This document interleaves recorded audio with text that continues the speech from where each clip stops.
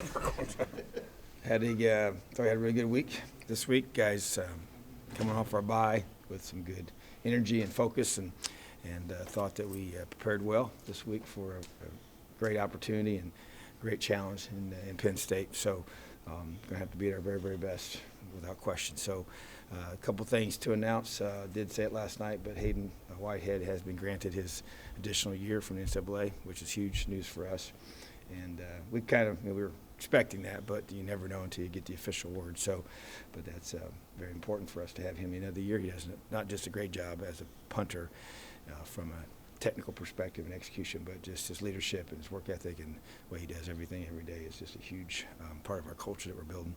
And then also had it really after the Maryland game, started having these discussions with our staff, and then going into the weeks that followed, just really felt like that Peyton Ramsey deserved to be one of our captains. And so with Coy going down, we really kind of lost that fourth guy on the field. And so we'd already had that in the works. And then I actually met with him before we even found out that Michael was going to be out. But just felt like that he's earned it, you know. And he's the guy we go through and vote and everything. He was the next guy on the list of votes, and just felt like the way he's handled everything and the way he responded, especially when that first time at Maryland, when it was just kind of, you know, he had to come in at a critical time and play at a very high level without even knowing he'd be out there.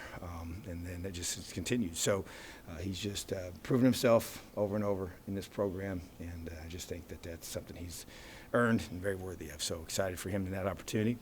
And so I just feel like that's those kind of guys, the buy-in, all the things he does off the field, the way he trains, the way he prepares, the way he works in the weight room in the off season is infectious to this program, and we're getting that. Like I said, Hayden's the same exactly. I don't know if I've ever had a specialist work at his level, and then Nate Snyder is probably a close second, you know, of two guys that have physically worked in that weight room, and it affects everybody around him in that room. So just those two guys, Peyton and Hayden, just continue to be a huge part of what we're building here.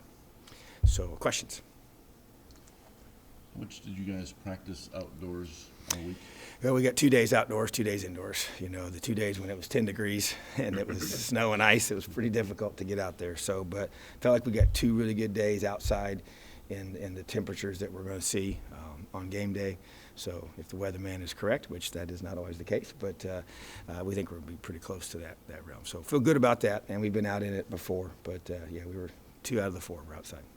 I guess how did you inform Peyton that he'd be a captain? And how many Pulled him in, sat him down, you know, just talked him through it, and just told him that felt like that he had earned it, and all the reasons kind of I stated, and just some other things too. I just thought that, you know, I do a lot of one-on-ones with our guys as much as possible, so that's how I handled it. And then I actually, the very next team meeting we had, announced to the team, and matter of fact, and I told him, I said, hey, when I announce this, they're going to give you standing ovation. And I never said a word to the team, and sure enough, when I announced it, man, they just everybody was up, and just because I just know what they think of me, you know. So it was pretty awesome.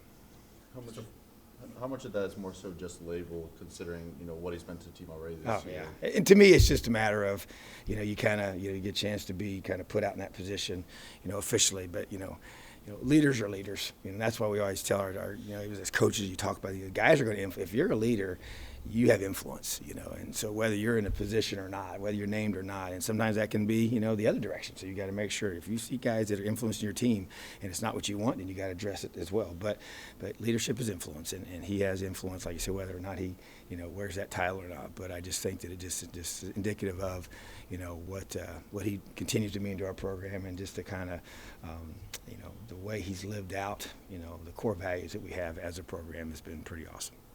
Sorry, just to follow up, as you had Taiwan on Monday, how did you find him? I know he was a highly recruited guy, but how did kind of Indiana's relationship start with him?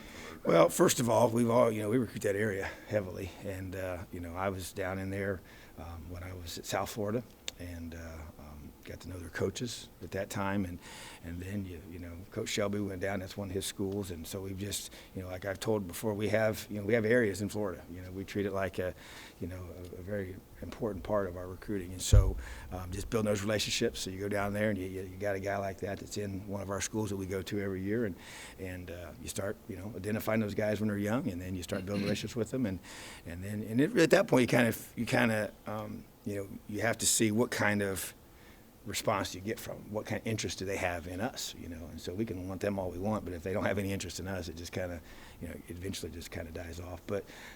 So it became very mutual, you know, as we reached out to him and all the ways that we were allowed to, and as that grows, you know, through that process, and then once they become juniors, you can message him, and then you know, that's when he starts, because he can call us, you know, at that point, even as a junior, and anytime he wants to, and so he was big into that, and so we built that relationship. He's a FaceTime guy. So, I mean, he FaceTimed me. I'm not exaggerating. I think it was every single day through that whole process. I mean, it was just one, and it was not like super long talks, but it was constant.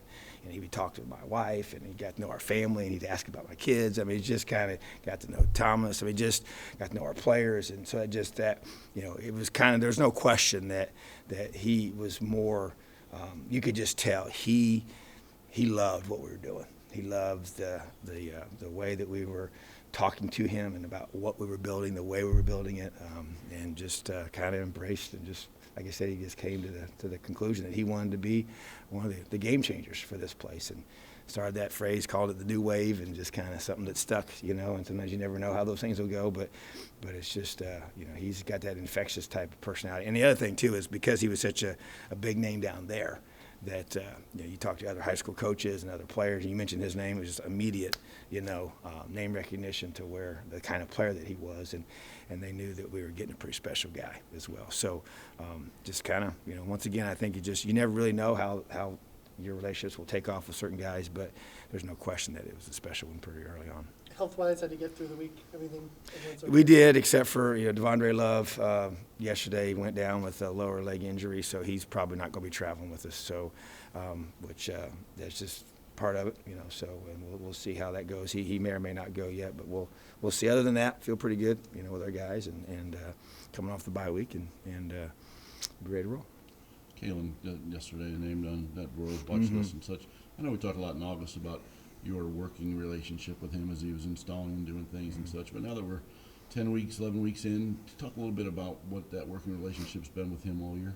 Yeah, it's been really, really good. You know, I think there's always a transition part where you get to know each other in both directions, and me to gain more and more confidence in him. And so was impressed from the beginning, you know, which is why I wanted him here, but just the ability to communicate with both the coaches I've sat in on those meetings and listen to those guys, you know, as he handles the room of coaches as they game plan, and then more importantly, you know, when it gets to the players and being able to articulate the you know, the reads and the keys and the going through the teaching the quarterbacks. Spend a lot of time in those meetings with those guys, and so but have, you know, as the season has progressed, you know, you gain a lot of confidence in the way that they go about, you know, game planning and figuring things out, and so you learn to trust that, you know, and so, but I just, you know, I'm very, you know, I try to empower him, you know, and that was the plan from the beginning, and that's what I believe in that as a leader. You know, you hire great people and you let them do their job, but there is accountability, you know, and so you have to be able to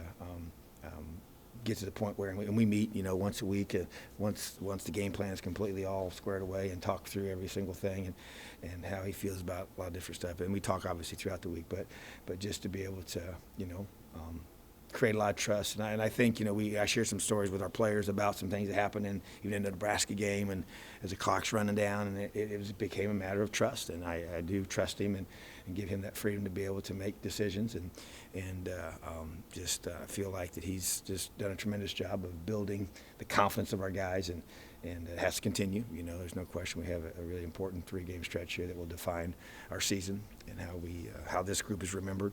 And so I just think that he just continues to you know, create an environment on offense where the guys believe, and now they're executing at a high level, and it just has to continue.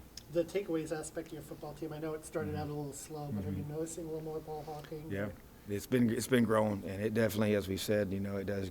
They kind of happen in clumps, it seems, and we're +1, I think, right now overall, which is a very important part of our team. That's how you win football games, is protected on offense and creating takeaways on defense. And you know, I'd mentioned that going even into the last couple of games, that those takeaways were going to be huge for our team, and protected on offense as well. And they've proven to be very valuable, and they always are. You know, that's how you know, in this day and age of high tempo offenses and a lot of possessions, and that's how you steal those possessions and eliminate them from scoring points. And 3 and outs are great. They're harder to get than they used to be, but they're still important. But takeaways have become even more important. They've always been a big deal, but we've always emphasized them, and that won't change. But yeah, we gotta find a way. They've really done a good job protecting the football. I know they had some issues last week, but that was uncharacteristic of them to do that. So that's been a big part of their success. So I know that's going to be a big priority for them. But that's what the game comes down to, is being able to take the ball away on one side and protect it on the other. Coach, I know you mentioned the exploratory surgery with Mike Penn Yeah. before, and was there a second surgery required, or were they able to do No, the procedure? they got everything. When they did the exploratory part of it, they were able to figure out exactly what the issue was and then get it cleaned up from there. But yeah, there's been no other. Now it's just a matter of just sitting down, and we got we're working on a very, very comprehensive plan to get him rehabbed and recovered, and then also developed. To get some Our good meat on him. spirits.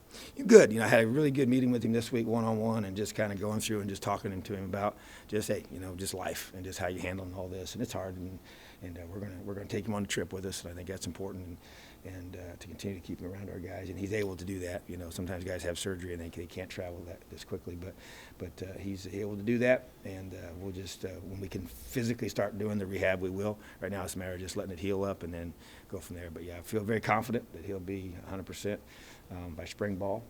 So, but we got also not just heal. We have to, get stronger, get bigger, get ourselves where we're just keep growing and developing, and that's part of the next step for him. Do you put a headset on game day?